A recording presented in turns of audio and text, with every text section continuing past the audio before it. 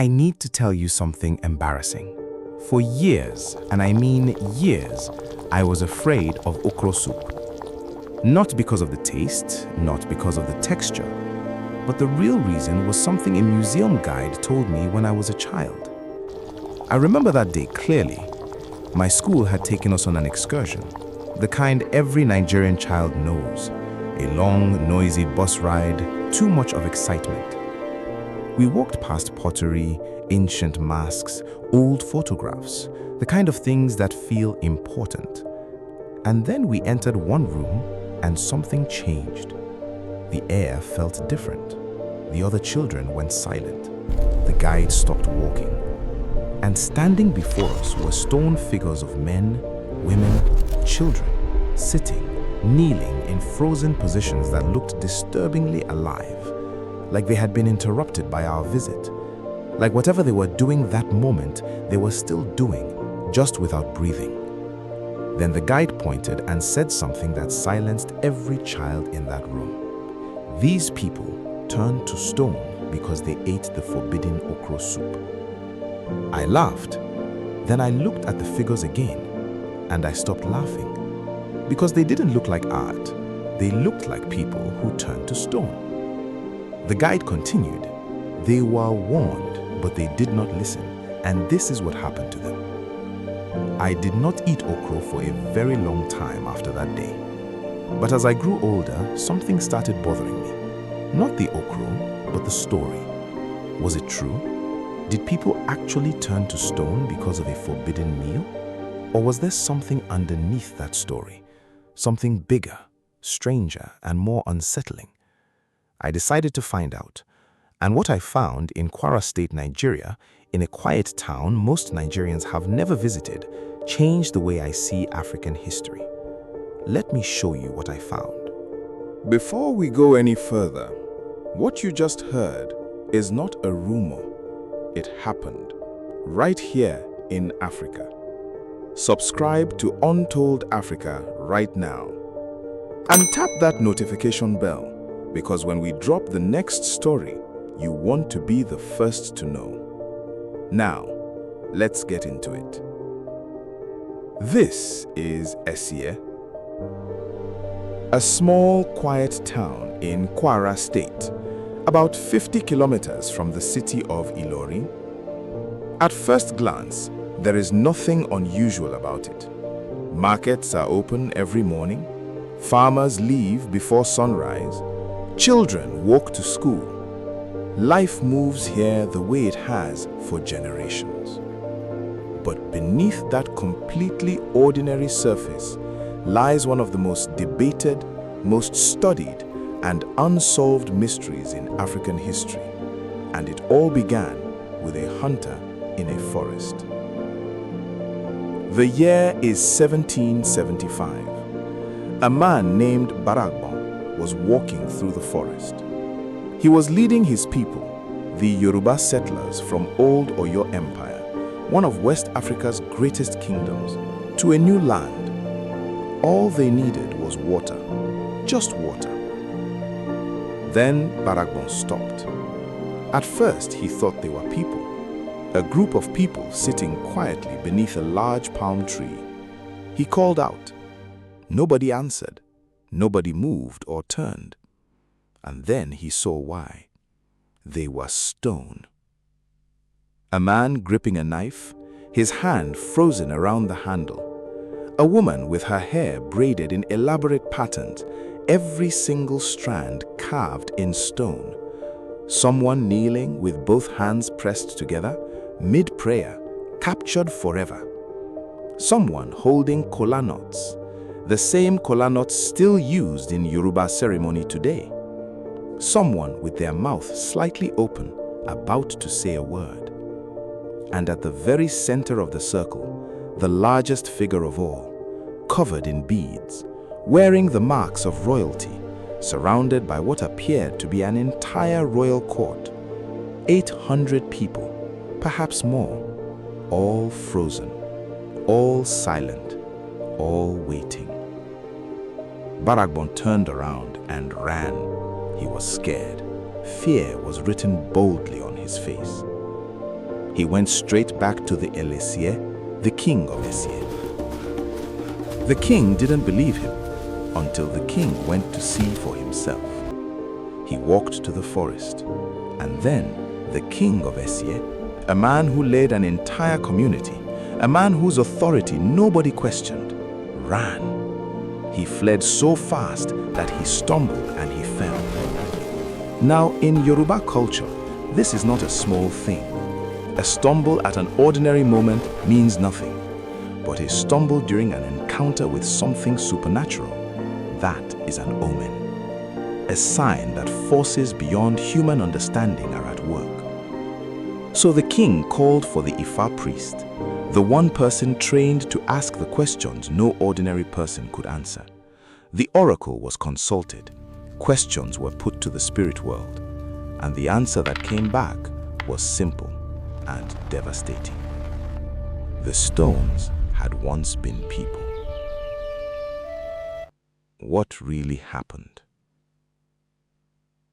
Now, here's where the story fractures. Because when you ask people in Esie, in Lagos, in Ibadan, in homes across Nigeria, what actually happened to those people, you don't get one answer, you get many. Some traditions say they were a group of strangers, travelers from elsewhere searching for land. The king welcomed them and gave them rules to live by, but they broke those rules deliberately. Other versions say it wasn't the king who punished them. It was Olodumare himself, the supreme being in Yoruba belief, who looked down at what this community was doing and decided enough was enough. And then there's the version I heard as a child, the one museum guides still tell, the one grandmothers have been whispering to children for generations. A meal that was forbidden, prepared and eaten. Now, I need to be honest with you. There is no ancient document that specifically mentions okra. No inscription on any of the figures, no written record from the time. But here's what I learned about oral history. When a story is passed from parent to child for 250 years, the abstract concepts fall away. But here's the part of this story that stopped me completely when I researched it. Because the king who fled in 1775, his stumble didn't just become a story, it became a law. From that day to this one, no reigning king of Esie has been allowed to look directly at the stone figures. The current LSE is deeply proud of the museum. He supports it, promotes, and has helped preserve it. And he has never once looked inside. 250 years, every king with the same rule. I need your answer to this question. If you were the LSE of Esie right now, would you look at the stone figure?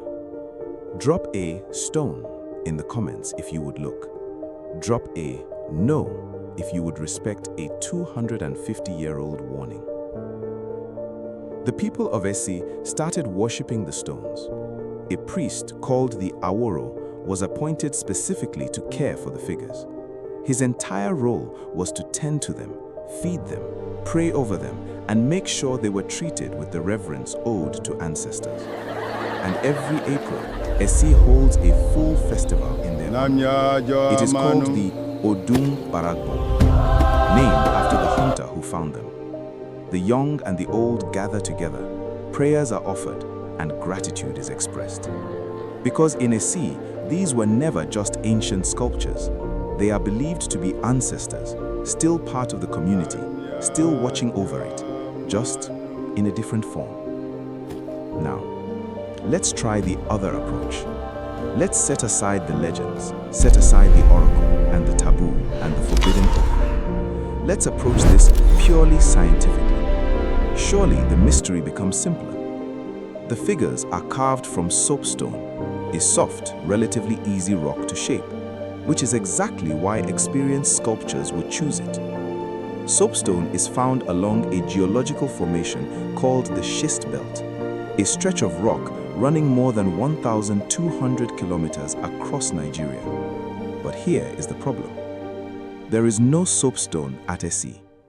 The closest identified deposit is approximately 30 kilometers away.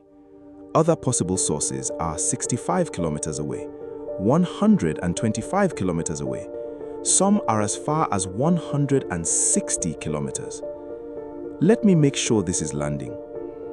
Someone, we do not know who, carved between 800 and 1,500 individual stone figures, no two alike, each one detailed and finished even in the places where nobody would ever look. Then carried every single one of them, by hand, through the dense West African forest for up to 160 kilometers. No trucks existed, no modern roads, and no machinery. Arranged them in a perfect ceremonial circle around a throne, and then disappeared.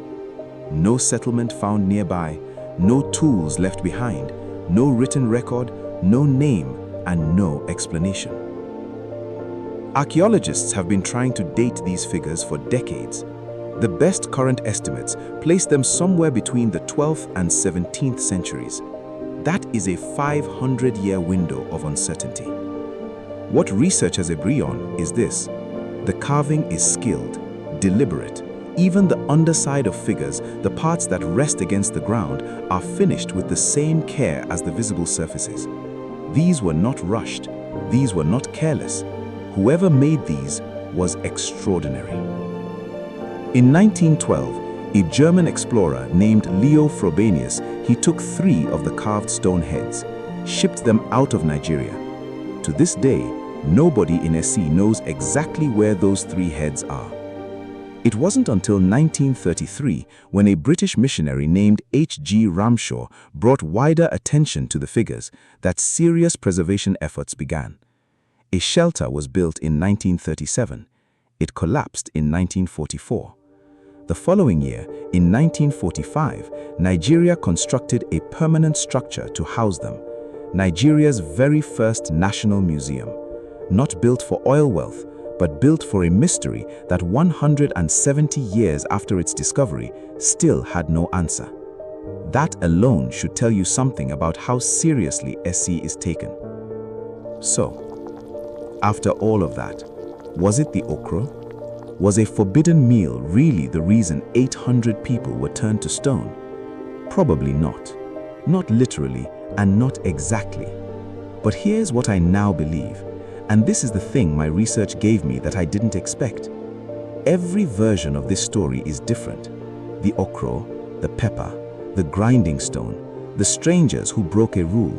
Every version changes the facts, but not one single version, not one, changes the lesson. They were warned, but they did not listen, and this is what happened.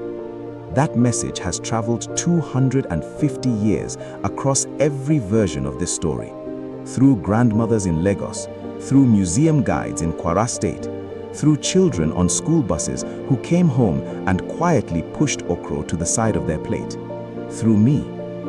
The okro story isn't wrong, it's not even inaccurate.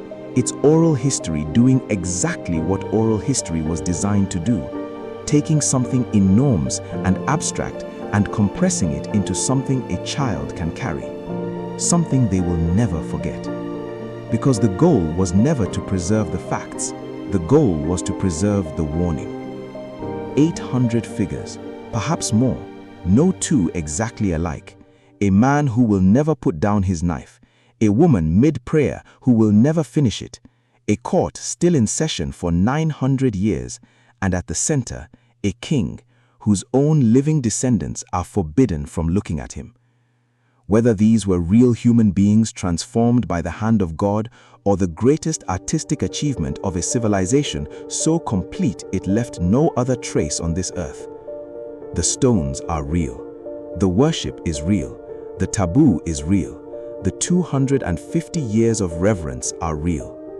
And somewhere in Kwara State right now, a child is standing in front of those figures for the first time, listening. And I wonder, what version are they being told today? Because some truths don't disappear, they don't fade, they wait, quietly, in stone, for someone to come looking. Now, I need something from you. Did anyone in your family ever tell you this story? Or have you heard about this story? Drop a stone in the comments what you know about this story. Because some of the most accurate history alive today isn't in any book. It's sitting in your memory. Subscribe to Untold Africa. Hit that notification bell. Because next time we're going into the ocean to find a deity so powerful, so mysterious, that even her own worshippers can't agree whether she is a man, a woman, or something beyond both. I'm Untold Africa. Africa's greatest stories were never lost. They were waiting to be remembered.